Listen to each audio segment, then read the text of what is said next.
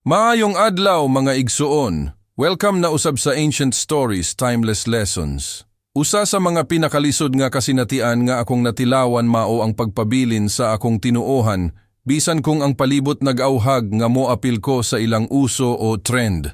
Naay mga higayon nga kung mosupa ka, tawgon ka nga lahi, katawan ka, o usahay biyaan ka.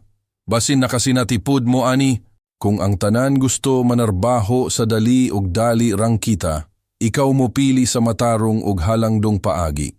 Kung ang tanan mo sugot sa shortcut o pamaagi nga walay integridad, ikaw mo pugong kay dili kini uyon sa imong prinsipyo. Kung ang tanan nag-usab sa ilang estilo sa pagpuyo, ikaw mo pabilin nga matinumanon sa imong pagtuo. Lisod dili ba? Pero mao kini ang gisagubang ni Daniel. Bisan giusab ang kultura o gipugos siya nga mosunod sa paagi sa Babilonya, nagbarug siya nga matinumanon sa Dios. Mga igsuon kita tanan nagpuyo karon sa usa ka kalibutan nga nag-usab kaayo ang kultura. Ang mga butang nga kaniadto giisip nga sayop karon ginatawag nga normal. Ang mga prinsipyo nga kaniadto ginahuptan, karon ginabalibaran. Ang kasaligan nga pulong karon giilisan og fake news. Ang moralidad nga giluwas gikan sa Biblia, karon ginatawan o ginatawag nga outdated. Ang pagkamatinumanon sa Dios, karon usahay ikaulaw. Tinuod nga lisod ang magbarog sa imong pagtuo kung halos tanan nagapadulong sa laing direksyon. Pero mao kini ang punto. Ang tawag sa Dios mao ang pagpabilin nga matinumanon, bisan palisod, bisan padili uso, bisan pa minority ka. Si Daniel ug ang iyang mga higala, Sadrak, Mesak ug Abednego, nakuha isip binilanggo sa Babilonya, human gub-on ang Jerusalem. Ilang kultura, ilang pinulungan, ug ilang relihiyon giusab sa Babilonya. Gusto sa hari nga sila mahimong pareho sa mga Babilonyahanon. Kauno ng pagkaon gikan sa lamesa sa hari, tun-an ang ilang kultura ug mga Dios, ug sundo ng ilang pamaagi sa pagpuyo. Apan si Daniel miingon sa Daniel 1:8. Si Daniel mipanghimatuod sa iyang kaugalingon nga dili siya magapakaon sa pagkaon gikan sa lamesa sa hari, ni magainom sa iyang bino.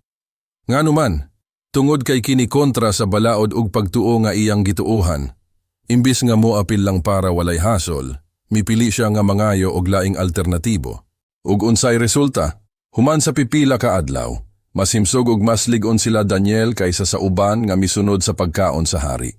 Si Daniel gihimo usab nga instrumento sa Dios sa paghubad sa damgo ni Nebuchadnezzar. Tungod sa iyang pagkamatinumanon, gihatagan siya og dungog ug posisyon nga lider sa Babilonya. Ug bisan pa nga daghan nga pagsulay og hulga sa iyang kinabuhi, sa masalungag nga puno sa mga leon, si Daniel nagpabilin nga matinumanon.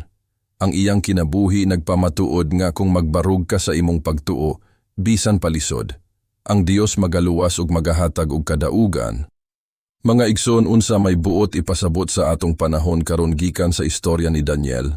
Pagbarug sa imong pagtuo bisan pa minority ka. Usahay ikaw ra usa sa klase, trabaho o pamilya nga matinumanon sa Dios. Ayaw kahadlok kay ikaw ug ang Dios daghan na. Ang integridad mas importante kaysa kaharuhay. Si Daniel dili andam isakripisyo ang iyang pagtuo alang-lang sa pagkaon ug kaharuhay. Kita usab kinahanglan andam mo sa likway sa mga butang nga supak sa atong prinsipyo.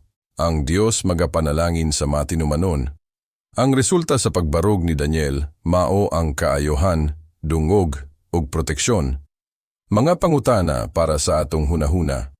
Asa ko karon gipahimutang sa Dios nga kinahanglan ko magbarog bisan lisod. Unsang bahin sa akong kinabuhi ang gisulayan nga ipasunod sa kultura nga supak sa akong pagtuo? Andam ba ko nga magpili sa matarong bisan pa ako ra usa?